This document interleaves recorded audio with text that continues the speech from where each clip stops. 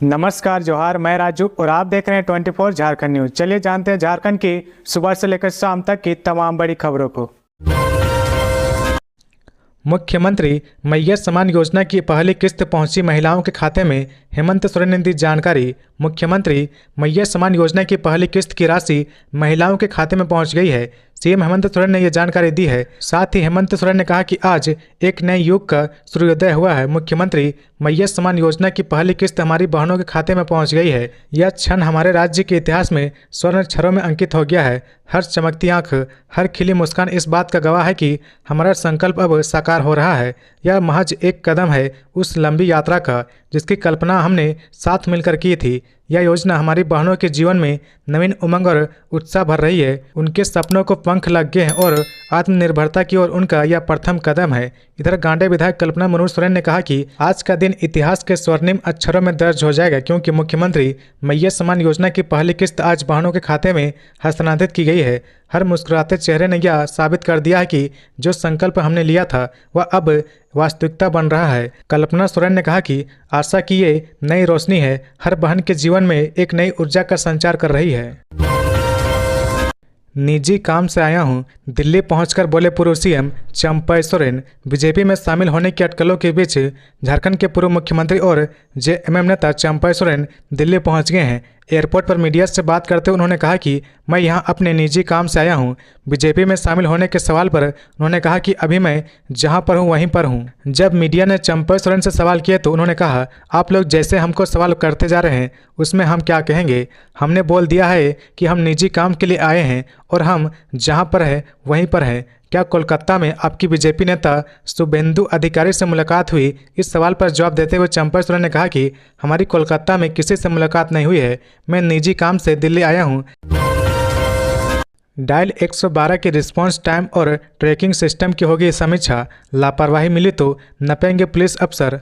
झारखंड में पुलिस की response time और डायल 112 को बेहतर बनाने के लिए पिछले 2 महीने के भीतर कई कदम उठाए गए हैं। 2 महीने के भीतर डायल 112 के रिस्पांस में कई तरह के बदलाव किए गए हैं, जिसका फायदा आम लोगों को मिला है। अब डीजीपी अनुराग गुप्ता इसे लेकर समीक्षा करेंगे। समीक्षा के दौरान अगर लापरवाही पाई गई तो कई पुलिस अफसर नप भी सकते हैं। किसी भी संकट की स्थिति में लोग डायल 100 और डायल 112 पर कॉल करते हैं। पुलिस के दोनों हेल्पलाइन नंबर बेहद कारगर है। दोनों हेल्पलाइन नंबर 24 घंटे चालू रहता है। आम लोग किसी भी समय फ़ोन कर पुलिस की सहायता प्राप्त कर सकते हैं। ऐसे में ज़रूरत है कि 112 के रिस्पांस समय को और बेहतर किया जाए। 112 के रिस्पांस टाइम को बेहतर करने के लिए तमाम तरह के तकनीकी उपकरण कंट्रोल रूम में लगाए गए हैं। 112 को लेकर अब डीजीपी अनुराग गुप्ता मंगलवार को समीक्षा करेंगे। समीक्षा के दौरान अगर किसी पुलिस अफसर या पुलिसकर्मी की लापरवाही सामने आई तो उस पर कार्रवाई भी हो सकती है। हाल ही में रांची पुलिस के द्वारा डायल 112 के QR कोड भी जारी किया गया है।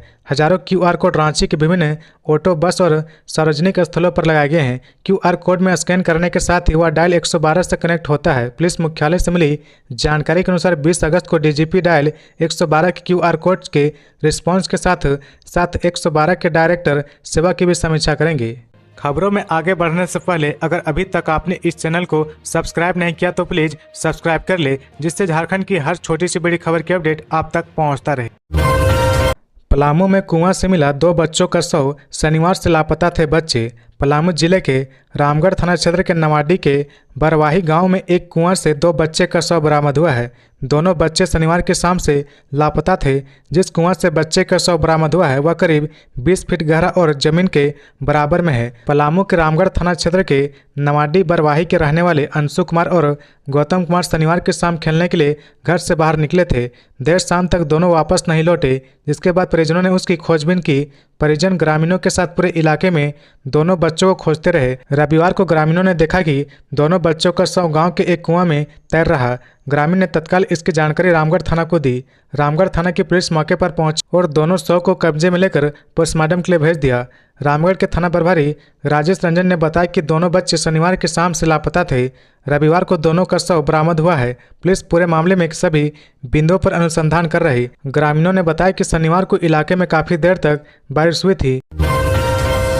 विधानसभा चुनाव से पहले जातीय समीकरण साधने में जुटी झारखंड कांग्रेस। विधानसभा चुनाव से पहले झारखंड कांग्रेस के प्रदेश अध्यक्ष राजेश ठाकुर को हटाकर ओबीसी समाज से आने वाले केशव महतो कमलेश के हाथों में कमान सौंपने पर चर्चा शुरू हो गई है। राजेश ठाकुर को कार्यकाल के 3 साल पूरा होने से पहले ही हटा दिया गया। प्रदेश कांग्रेस संगठन में हुए इस बड़े बदलाव पर सवाल भी उठने लगे हैं।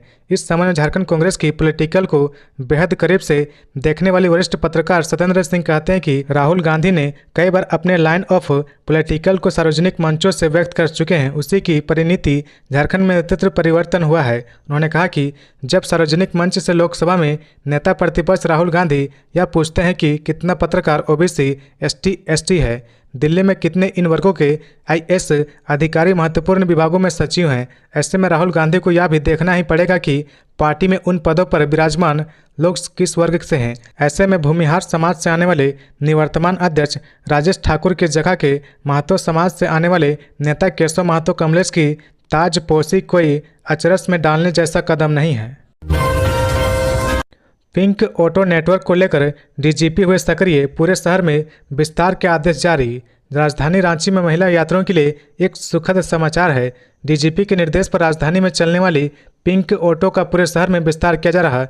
पिंक ऑटो राजधानी में चलने वाली एक ऐसी व्यवस्था है जिसमें चालक से लेकर यात्री तक सभी महिलाएं होती है। अब तक राजधानी रांची के एक ही रूट में चलने वाली पिंक ऑटो का नेटवर्क अब पूरी राजधानी में दिखेगा। रांची के सभी रूट पर पिंक ऑटो का परिचालन करने के लिए खुद डीजीपी अनुराग गुप्ता ने निर्देश जारी किया है। रांची के सभी रूट पर पिंक ऑटो का परिचालन करने के लिए खुद डीजीपी अनुराग गुप्ता ने निर्देश जारी किया है। फिलहाल राजधानी के अरगोड़ा इलाके में ही पिंक ऑटो चलती है। डीजीपी अनुराग गुप्ता ने पिंक ऑटो के परिचालन को लेकर बेहद ही महत्वपूर्ण आदेश जारी किए हैं। डीजीपी के अनुसार राजधानी के सभी इलाकों में पिंक ऑटो का परिचालन को लेकर रांची के ट्रैफिक एसपी को यह निर्देश दिया गया है कि वह खासकर महिला कॉलेज, शिक्षण संस्थान के साथ साथ वैसे संस्थान जहां महिलाओं की संख्या अधिक है वहां पिंक ऑटो चलाने के लिए परमिट जारी करे। डीजीपी अनुराग गुप्ता ने बताया कि पिंक ऑटो के ठहराव के लिए पुलिस को सभी स्कूल, कॉलेज, अस्पताल और कार्यालय के बाहर पार्किंग की व्यवस्था करने का भी निर्देश जारी किया गया है। राजधानी के सभी मार्गों पर पिंक ऑटो के परिचालन से कामकाजी महिलाओं के साथ साथ स्कूल और कॉलेज जाने वाली लड़कियों के लिए बेहद सुविधा हो जाएगी। पिंक ऑटो चालकों का मानना है कि पूरे शहर में पिंक ऑटो के विस्तार से रोजगार में बड़ी बढ़ोतरी होगी। महिला ऑटो ड्राइवर के अनुसार अगर उन्हें स्कूल, कॉलेज के पास पार्किंग की व्यवस्था मिलती है तो वह प्राथमिकता के आधार पर छुट्टी के समय स्कूल और कॉलेज के बाहर मुस्तैद रहेंगी। वहां से बाहर निकलने वाली लड़कियों को उनके गंतव्य तक सुरक्षित पहुंचाया जाएगा। सरायकेला के ईचागढ़ प्रखंड में हथनी की मौत, सूचना पर भी नहीं पहुंचे वन विभाग के अधिकारी। सरायकेला खरसावां जिले के ईचागढ़ प्रखंड क्षेत्र के कुटामटोला चोगाटाण गांव में एक हथनी की संदेहास्पद स्थिति में मौत हो गई। रविवार की सुबह हथनी की मौत की सूचना मिलते ही मौके पर ग्रामीण की भीड़ जुट गई। इस दौरान ग्रामीणों ने मृतक हथनी की पूजा अर्चना करने लगे। ग्रामीण ने घटना की सूचना तुरंत वन विभाग को दी, लेकिन वन कर्मियों की हड़ताल के कारण अब तक वन विभाग का कोई कर्मी या अधिकारी घटनास्थल पर नहीं पहुंचे हैं। हालांकि जानकारी मिलने पर क्षेत्रीय वन रक्षी कैलाश महतो घटनास्थल पर पहुंचे और मृत हथनी का मुआयना कर वन विभाग के अधिकारियों को सूचित किया। इस संबंध में क्षेत्रीय वन रक्षी कैलाश महतो ने कहा कि हथनी की उम्र करीब 15 से 20 वर्ष हो सकती है। हालांकि उन्होंने हथनी की मौत का कारण बताने में असमर्थता जाहिर की है। उन्होंने कहा कि पोस्टमार्टम के बाद इस संबंध में कुछ कहा जा सकता है। झारखंड में बदला मौसम का मिजाज, 20 अगस्त को पूरे राज्य में भारी बारिश की चेतावनी, 21 तक मौसम में बदलाव नहीं। मौसम विभाग ने झारखंड के 16 जिलों में भारी बारिश का अलर्ट जारी किया है। इसमें 10 जिले में ऑरेंज और 6 जिलों में येलो अलर्ट जारी किया है। वहीं रांची में आंशिक बादल छाए हुए हैं। गिरिडीह में सुबह से हल्की बारिश हो रही है।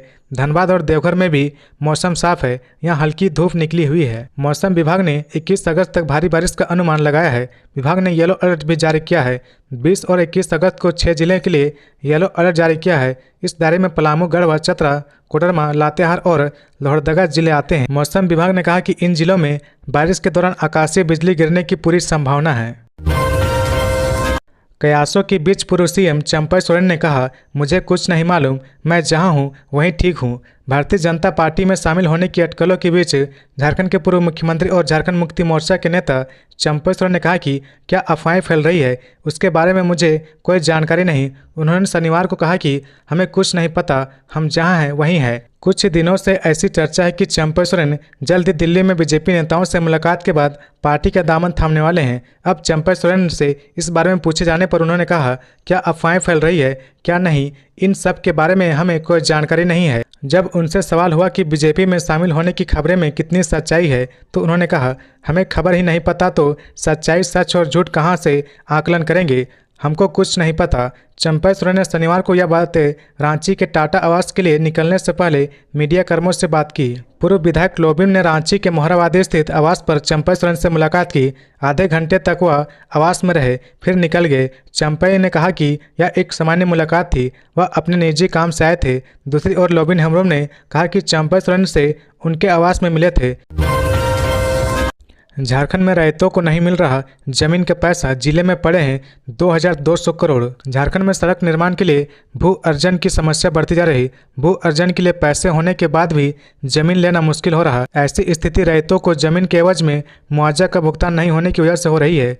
जमीन नहीं मिलने का असर पथ विभाग की सड़क परियोजना पर पड़ रहा। फिलहाल राज्य भर में रैयतों के मुआवजे की करीब 2200 करोड़ की राशि पड़ी हुई है। यह राशि पथ निर्माण विभाग ने जिला भू अर्जन कार्यालय को दे दी है। मौजूदा आंकड़ा के मुताबिक करीब 2920 करोड़ रुपए भू अर्जन कार्यालय को दे दी गई थी। इनमें से अब तक मात्र 720 करोड़ रुपए का ही वितरण रैयतों के बीच किया गया है। इस तरह करीब 2200 करोड़ रुपए रैयतों को नहीं दिए गए हैं। पैसा नहीं मिलने के कारण रैयत जमीन देना नहीं चाह रहे। कई जिलों में रैयत सड़क निर्माण योजना का विरोध कर रहे हैं। वे पहले मुआवजा की मांग कर रहे, तभी काम करने देने की बात कर रहे हैं। आंकड़ों के मुताबिक रांची जिले में सबसे अधिक करीब 768 करोड़ रुपए का मुआवजा बाकी है। विभाग ने रांची जिले के रांची पथ प्रमंडल को करीब 777 करोड़ व रांची ग्रामीण को करीब 20 करोड़ रुपए सड़क योजनाओं की जमीन लेने के लिए दिया था। कुल 797 करोड़ रुपए दिए गए थे।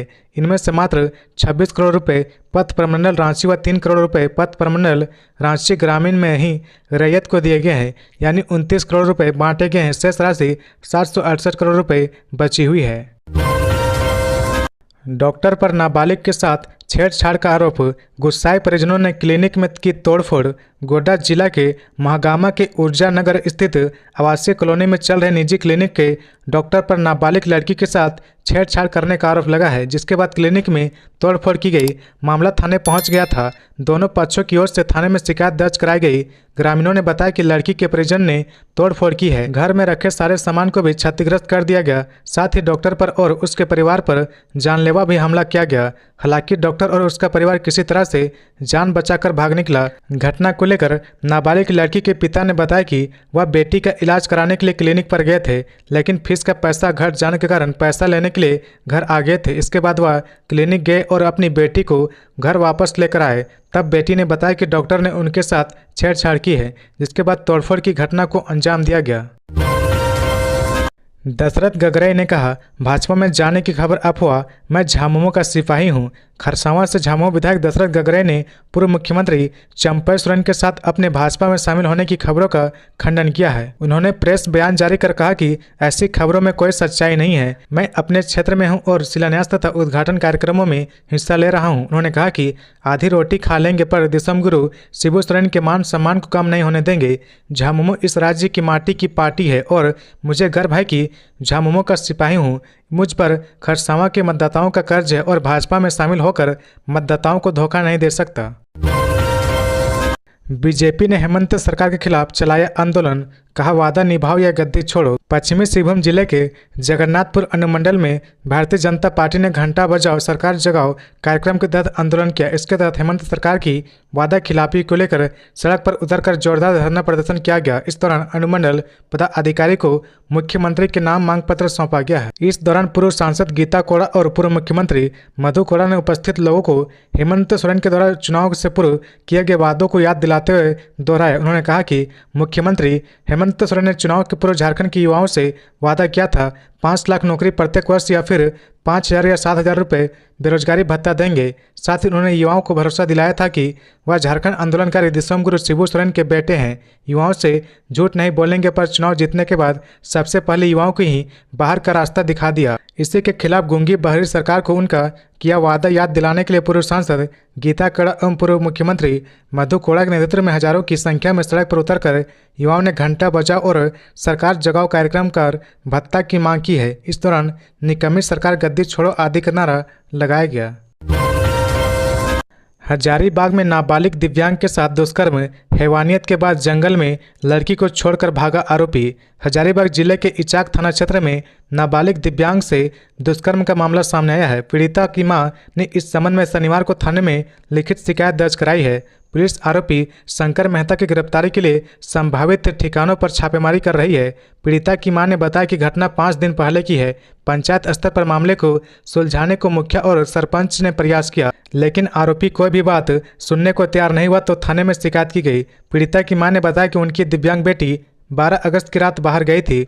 अकेला पाकर आरोपी शंकर मेहता ने उसे डरा धमकाकर अपनी बाइक पर बैठाया और जंगल ले गया। वहां दुष्कर्म के बाद शंकर ने बेटी के मोबाइल से सिम कार्ड निकाल लिया और आधी रात को जंगल में उसे अकेला छोड़कर फरार हो गया। फरार होने से पहले धमकी दी कि घटना की जानकारी किसी को देने पर वह उसकी हत्या कर देगा। उसकी बेटी किसी तरह गाँव पहुंची और एक घर का दरवाजा खुलवाया, घटना की जानकारी दी। इसके बाद घर वाले ने उसे बुलाकर पूरे मामले की जानकारी दी। पीड़िता की मां ने आगे कहा कि दूसरे दिन घटना की जानकारी मुखिया और सरपंच को दी गई। इसके बाद पंचायत में ही मामले को सुलझाने की कवायद शुरू हुई, लेकिन आरोपी शंकर ने रौब दिखाते हुए कोई भी बात मानने से इनकार कर दिया, जिसके बाद पुलिस से न्याय की गुहार लगाई गई। इधर थाना प्रभारी संतोष कुमार ने बताया कि आवेदन के आधार पर आरोपी के खिलाफ केस दर्ज कर लिया गया है। साथ ही आरोपी को जल्द ही गिरफ्तार कर लिया जाएगा। तो ये थी आज की झारखंड की टॉप बड़ी खबरें। इसी तरह झारखंड की हर छोटी सी बड़ी खबर देखने के लिए आप हमारे चैनल 24 झारखंड न्यूज को सब्सक्राइब करके बेल आइकन प्रेस कर ले, जिससे झारखंड की हर छोटी सी बड़ी खबर की अपडेट आप तक पहुंचता रहे। तो आज के लिए बस इतना ही, हमें दीजिए इजाजत, फिर मिलते हैं नेक्स्ट न्यूज में।